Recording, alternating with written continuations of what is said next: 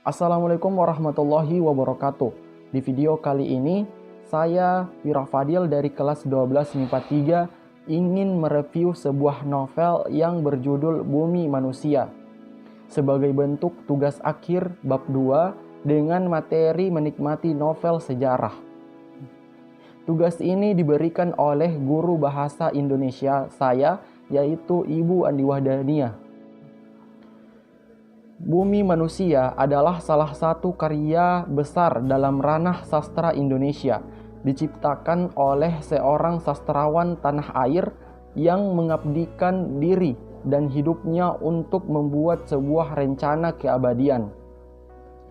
Beliau adalah Pramoedya Anantathur atau yang akrab disapa Pram.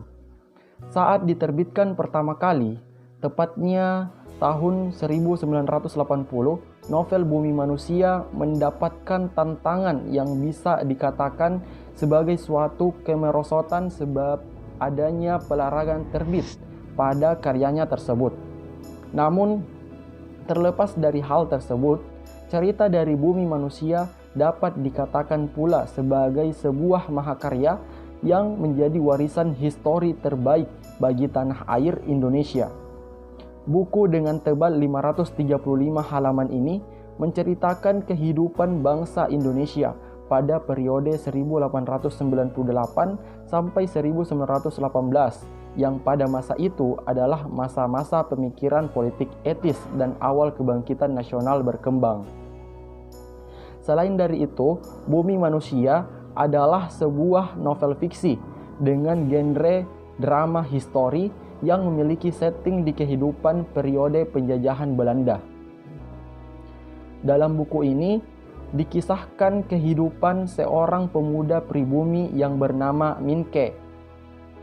Minke bersekolah di HBS atau Hugger Burger School, yaitu setingkat dengan sekolah menengah akhir atau yang kita kenal sebagai SMA, dan hanya diperuntukkan bagi orang Eropa, Belanda, dan elit pribumi. Tirto Adi Soerjo, orang memanggilnya dengan sebutan Minke, dan Nyai Ontosoro memanggilnya Sinyo, merupakan anak dari seorang bupati Wonokromo, Kota B, sehingga ia disekolahkan agar kelak menjadi bupati layaknya sang ayah. Tetapi dirinya menolak akan hal tersebut. Sebagai seorang pribumi, Minke adalah anak yang pandai di HBS, penggemar sastra, dan memiliki kecakapan dalam kepenulisan. Cerita Bumi Manusia diawali dengan Surhoff mengajak Minke ke kedai tuan Belanda di pagi hari. Tetapi mereka tidak diperbolehkan masuk karena mereka adalah bangsa pribumi. Akhirnya Minke mengajak Surhoff ke kedai baba Cina. Di kedai tersebut, mereka makan sambil mengobrol santai. Surhoff menceritakan tentang seorang gadis cantik yang bernama Annelies Melema dan menantang Minke untuk menemui gadis tersebut. Keesokan harinya, mereka berdua pergi ke tempat gadis tersebut di Wonokromo menggunakan dokar mewah yang sengaja Surhoff sewa. Sesampainya di sana, Minke disambut dengan tidak hangat oleh Robert Melema yang merupakan kakak dari Annelies Melema. Tidak lama kemudian, Annelies datang dan berkenalan dengan keduanya. Tetapi Annelies terlihat lebih tertarik pada Minke dan mengajaknya berkeliling rumah. Minke mencoba menarik perhatian Annelies dengan pengetahuannya dan membuat Annelies terpukau. Pada saat di taman, Minke dengan berani mencium pipi Annelies yang membuat gadis itu terkejut dan berlari meninggalkan Minke. Pada saat Minke sedang mengejar Annelies, ia melihat Nyai Ontosoro, yaitu ibu Annelies. Malam pun tiba. Pada saat makan malam yang dijamu oleh Nyai Ontosoro, Minke dan Annelies terlihat sangat dekat, sampai membuat Surhoff cemburu. Saat mereka sedang menyantap makan malam, datanglah ayah Annelies dengan keadaan mabuk sehabis dari rumah bordil Baba Ahjong. Ia adalah Herman Melema. Herman yang melihat ada seorang pribumi yang sedang makan di rumahnya pun murka. Ia memaki Minke dengan sebutan monyet. Nyai Ontosoro yang melihat kekacauan tersebut langsung memarahi suaminya tersebut dan meminta Herman untuk masuk ke kamarnya. Setelah makan malam selesai, Minke pamit untuk pulang. Minke yang sudah kembali ke penginapannya mendapat surat dari Nyai Ontosoro yang diberikan oleh Meufran Telinga. Meufran pun mengingatkan Minke agar hati-hati terhadap Nyai karena kabar buruk yang beredar tentang Nyai. Minke pun bercerita kepada temannya yang berasal dari Prancis, yaitu Jean Marais. Jean adalah seorang pelukis dan mempunyai seorang anak yang bernama May. Minke memberitahukan isi surat dari Nyai Ontosoro yang memintanya untuk datang kembali ke Wonokromo. Jean pun memberikan Minke beberapa motivasi dan pada akhirnya Minke pun kembali ke Wonokromo. Pada saat berkeliling bersama Annelies, Minke bertanya tentang sejarah keluarga Melema dan Annelies pun menceritakannya kepada Minke. Dulu ibunya atau Nyai Ontosoro yang bernama asli Sanikem dijual oleh ayahnya yang bernama Sastrotomo kepada seorang Belanda asli, yaitu Herman Melema. Dan dari situlah Sanikem menjadi istri simpanan Herman. Annelies juga berkata bahwa dulu ayahnya tidak sekacau sekarang, di mana Herman adalah sosok ayah yang baik untuk keluarga. Herman juga mengajari Sanikem berbagai ilmu yang membuat Sanikem berubah dari wanita Jawa biasa menjadi wanita pribumi dengan citra rasa Eropa. Mereka menjadi keluarga bahagia sampai pada saat datangnya Maurits Melema, anak dari istri pertama Herman, yang datang dari Belanda untuk melabrak Herman karena telah meninggalkan istri pertamanya tanpa memberi nafkah sedikit pun. Maurits Melema juga akan menuntut Herman karena telah berselingkuh dengan Sanikem. Herman yang mendengar itu menjadi sangat kacau dan sering pergi ke rumah bordil Baba Ahjong. Mendengar cerita dari Annelies, Minke pun mengerti apa yang terjadi di rumah itu. Pada saat malam hari, Minke dijemput paksa oleh polisi Belanda yang akhirnya membuat Minke terpaksa pergi mengikuti polisi tersebut, meninggalkan Nyai dan Annelies yang kebingungan. Annelies yang ditinggalkan Minke menjadi sedih. Nyai yang melihat anak gadisnya bersedih memerintahkan sang kakak Robert untuk pergi mencari Minke. Robert yang memang tidak suka dengan orang pribumi menolak perintah ibunya tersebut, dan terjadilah adu mulut antara Robert dan Nyai. Pada akhirnya Robert mengiyakan perintah sang ibu dengan setengah hati dan pergi dengan emosi. Sementara itu, Minke yang dijemput paksa oleh polisi Belanda dibawa ke tempat ayahnya. Ayah Minke yang akan diangkat menjadi bupati meminta Minke untuk menjadi penerjemahnya di dalam pelantikan. Setelah acara pelantikan selesai, Keesokan harinya, Minke kembali ke Wonokromo, diantar oleh sang ayah sampai ke stasiun kereta. Di perjalanan, Minke merasa seperti diikuti seseorang.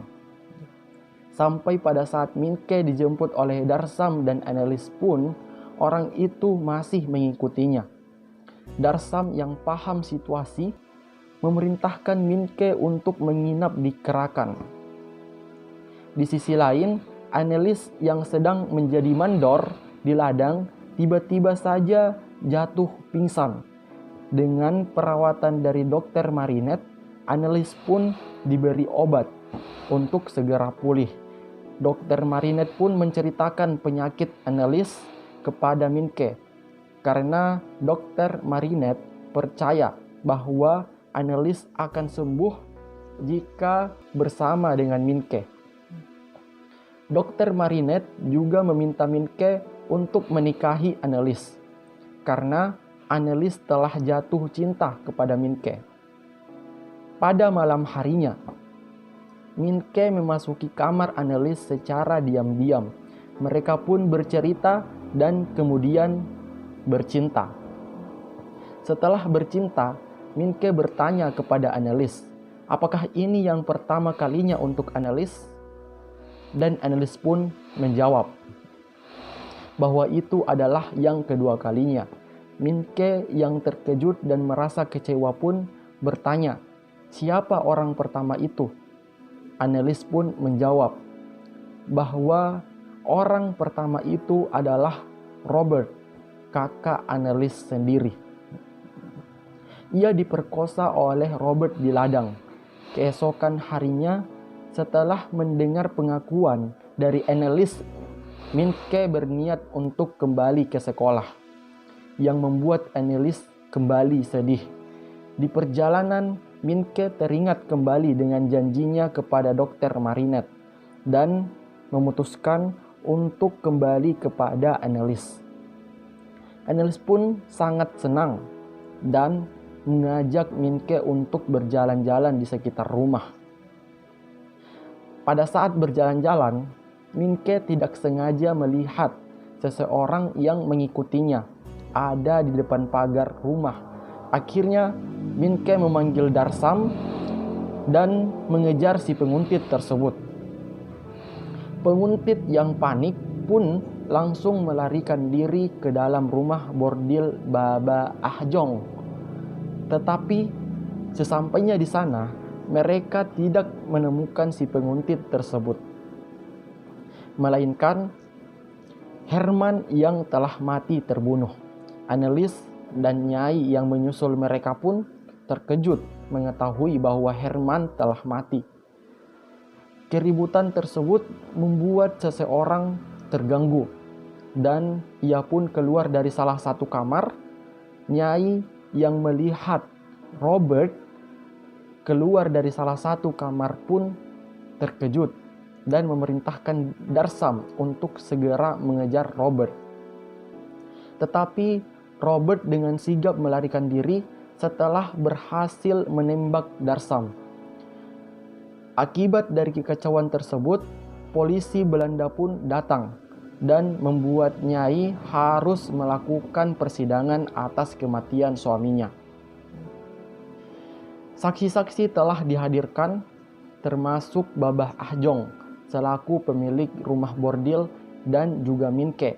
Tetapi pada saat hakim bertanya kepada Minke, pertanyaan yang dilontarkan menjurus ke arah pribadi yang membuat Nyai Ontosoro memberikan pembelaan kepada Minke dengan berbalik menyudutkan sang hakim yang malah mempermasalahkan hubungan percintaan Minke dengan Annelies dan juga mengambil keputusan sepihak jika Nyai Ontosoro menjadi pihak yang diuntungkan dari kematian Herman Melema. Dan pengadilan pun berjalan kacau. Keesokan harinya, di persidangan yang kedua, Minke menghadirkan saksi kunci, yaitu Meiko. Maiko adalah perempuan yang selalu tidur dengan Herman. Ia mengakui bahwa ia telah membunuh Herman atas perintah Baba Ahjong. Dan dengan kesaksian itu, Nyai Ontosoro bebas dari tuduhan. Hari berganti. Minke yang telah bebas dari kasus peradilan kembali ke sekolah. Sesampainya ia di sekolah, ia dipanggil oleh kepala sekolah dan diberitahukan bahwa ia telah dikeluarkan dari sekolah karena hubungannya dengan Annelies dan juga perintah dari ayahnya. Minke pun meninggalkan sekolah HBS dan pergi ke kediaman Annelies. Ia memutuskan untuk menikahi Annelies. Beberapa hari kemudian, Juffrouw Magda Peters, guru Minke di sekolah, datang menemui Minke untuk memberitahukan jika kepala sekolah meminta Minke untuk kembali ke sekolah. Minke pun kembali bersekolah dan lulus dengan nilai tertinggi. Di saat pengumuman kelulusan, Minke juga memberitahukan kepada teman-temannya bahwa dia dan Annelies akan segera menikah. Setelah Minke dan Annelies menikah, mereka hidup dengan bahagia. Hingga pada suatu saat, Maurits Melema, anak dari mendiang Herman Melema, menuntut seluruh harta kekayaan milik Herman dan juga hak asuh Annelies. Hal ini membuat Nyai Ontosoro dan juga Minke menjadi orang pertama yang akan menghadapi peradilan kulit putih tanpa didampingi oleh pengacara. Minke yang mencari dukungan akhirnya mendapat simpati dari berbagai golongan karena merasa ini bukan lagi soal masalah pribadi Minke dan Annelies, melainkan ini soal harga diri bangsa yang sudah ditindas oleh bangsa Eropa. Akhirnya, Nyai Ontosoro dan Minke kembali menghadapi peradilan. Hakim menyatakan bahwa pernikahan Sanikem dan Herman Melemah tidak sah di mata hukum, sehingga Nyai Ontosoro tidak mempunyai hak atas harta kekayaan Herman dan juga hak asuh Annelies. Annelies yang masih berusia 17 tahun juga harus tinggal bersama orang tua asuhnya di Belanda. Nyai yang memakai pernyataan itu berusaha untuk menolak keputusan hakim. Minke juga berusaha memperlihatkan bukti pernikahannya dengan Annelies yang sah di mata agama. Tapi hakim tetap pada keputusannya yang membuat Nyai Ontosoro dan juga Minke kalah di pengadilan. Hari eksekusi pun tiba. Hari Annelies pergi meninggalkan ibunya, Nyai Ontosoro, dan juga suaminya Minke ke Belanda. Annelies mencoba tegar saat meninggalkan mereka yang sudah melawan hukum Eropa dengan sebaik-baiknya dan sehormat-hormatnya. Berdasarkan cerita dalam novel Bumi Manusia, memberikan pesan moral kepada pembaca. Salah satunya untuk jangan tergiur oleh hal-hal yang tampak mewah, cantik, dan indah gemerlap. Ajaran ini disampaikan untuk mengendalikan hawa nafsu yang gampang tergiur oleh sesuatu yang dianggapnya mewah, karena hal tersebut disampaikan untuk senantiasa menjaga diri agar tidak mudah terpengaruh oleh sesuatu yang belum tentu memberikan manfaat. Sekian dari saya. Wassalamualaikum warahmatullahi wabarakatuh.